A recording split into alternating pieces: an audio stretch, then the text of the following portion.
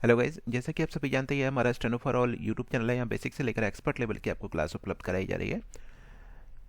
आप हमारी website www.stenoforall.com पर किसी भी गति पर डिक्टेशन प्राप्त कर सकते हैं। पार्लियामेंट्री रिपोर्टर जो पद के छात्र हैं उनके लिए भी हमारे पोर्टल पर विशेष प्रकार की डिक्टेशन उपलब्ध रहती हैं।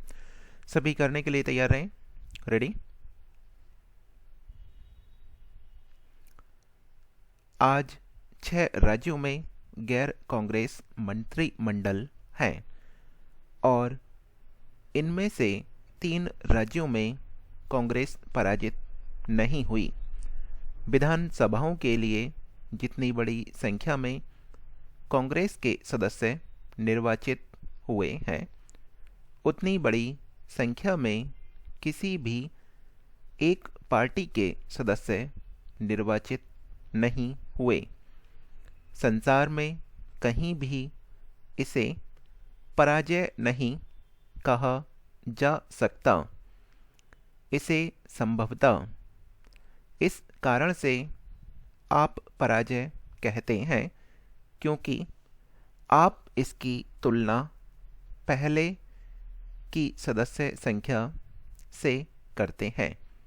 वास्तव में आप इसे वोट में कमी कह सकते हैं, लेकिन इसे हार कभी नहीं कहा जा सकता।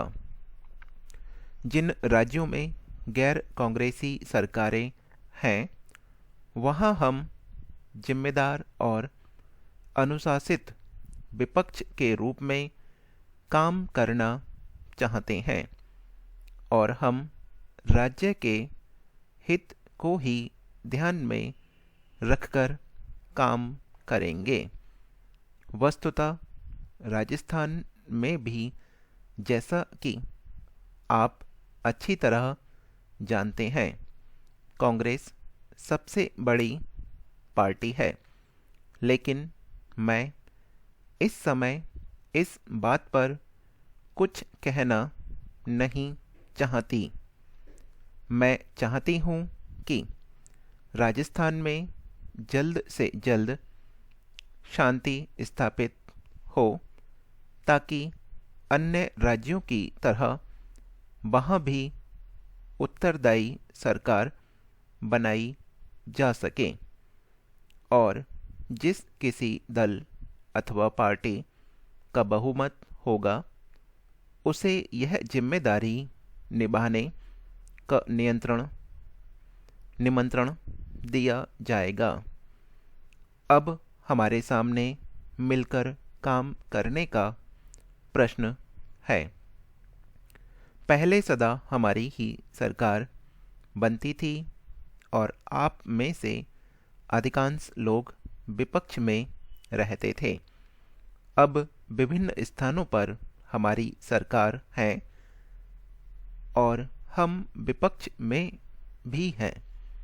सभापति महोदय, कुछ परिस्थितियों के कारण यह नहीं हो सका। विपक्ष के सदस्यों ने अपने भाषण में संभवतः यह कहने की कोशिश कि हम राजस्थान में सदा सर्वदा के लिए राष्ट्रपति शासन लागू करना चाहते हैं, अथवा विपक्ष में बहुमत होते हुए भी उसे सत्तारूढ़ होने से रोकना चाहते हैं। बात यह नहीं है कि गृह मंत्री ने इसे स्पष्ट कर दिया है। एक बात और, इस सदन में अनेक प्रकार के एकाधिकारों की बात कही गई है।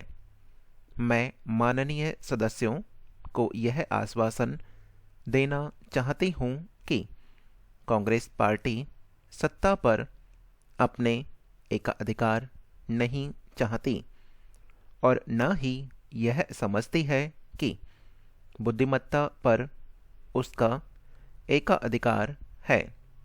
वस्तुतः हम हर प्रकार के एकाधिकार, सामंती एकाधिकार, आर्थिक एकाधिकार, व्यक्तिगत तथा किसी परिवार को एकाधिकार के विरोधी हैं। राजस्थान में जो कुछ हुआ है उससे मुझे बड़ा कष्ट पहुंचा है। यह बड़ा दुर्भाग्य है कि इस प्रकार की बातें हुई। देश की बदलती हुई स्थिति हमारे सामने है, लेकिन यह परिवर्तन अचानक नहीं हुआ। ऐसा लगता है कि हम यह सोचते हैं कि चुनाव के कारण अचानक परिवर्तन हो गया। यह परिवर्तन धीरे धीरे हुआ। यह परिवर्तन धीरे धीरे आ रहा था। केवल प्रत्येक आम चुनाव के दौरान ही नहीं, बल्कि चुनावों के बीच की अवधि में भी यह परिवर्तन हुआ। हम लोगों में होता हुआ परिवर्तन देखते रहे हैं और हम यह कहते रहे हैं कि ऐसा लोकतंत्र में होता ही है, और इसी प्रकार हमारे देश में लोकतंत्र की जड़ें मजबूत होंगी। हमने इस परिवर्तन को बढ़ावा भी दिया और आज हमारे सामने एक बिल्कुल नई स्थिति है। मैंने कुछ राज्यों के गैर कांग्रेसी मुख्यमंत्रियों के समक्ष सहयोग और मित्रता का हाथ बढ़ाया है।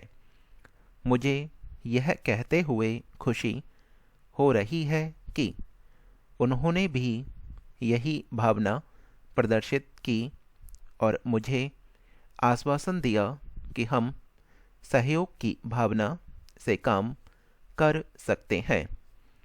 आज की स्थिति कोई सरल स्थिति नहीं है, क्योंकि केवल आर्थिक स्थिति और खाद्य स्थिति ही कठिन नहीं है, बल्कि एक जटिल राजनीतिक स्थिति उत्पन्न हो चुकी है। लेकिन हम इन कठिनाइयों को दूर करने में कोई कसर उठा नहीं रखेंगे। विपक्ष के सदस्यों का किसी एक उदाहरण को लेकर जहां अच्छा काम नहीं हुआ, बातें कहना अनुचित है। सभापति महोदय, अविश्वास प्रस्ताव अब रोज रोज प्रस्तुत किए जाते हैं, अतः अब इसमें से मुझे कोई चिंता नहीं होती। यदि चिंता होती है तो इस बात से कि बार बार और असफल प्रयोग से इनकी अनुपयोगिता समाप्त हो जाएगी। पूर्ण सत्ता हमारी पार्टी के हाथों में रहने के बाद अब अनेक राज्यों में गैर कांग्रेसी सरकारें बनी हैं। ये सरकारें विभिन्न पार्टियों अथवा संयुक्त विधायक दलों द्वारा बनाई गई हैं। यह अपने आप में इस बात का प्रमाण है कि हम सत्ता से चिपके रहना नहीं चाहते, कि हम गैर लोकतंत्रीय तरीकों से काम नहीं करना चाहते। यह तथ्य है कि कांग्रेस पार्टी ने संविधान को कार्यान्वित होने दिया। मैं कार्यान्वित होने दिया का इसलिए प्रयोग कर रहा हूँ कि दूसरे देशों में ऐसी पार्टियां हैं जिन्होंने संविधान के रहते अन्य तरीके अपनाए, जिन्होंने हमारी तरफ काम नहीं किया। यह संसार के अनेक देशों में हुआ। यह एक ऐसा पहलू है जिसकी उपेक्षा करना हमारे लिए अच्छा भी नहीं है, और हमें पूरी शक्ति के साथ संविधान के अनुसार कार्य करना चाहिए।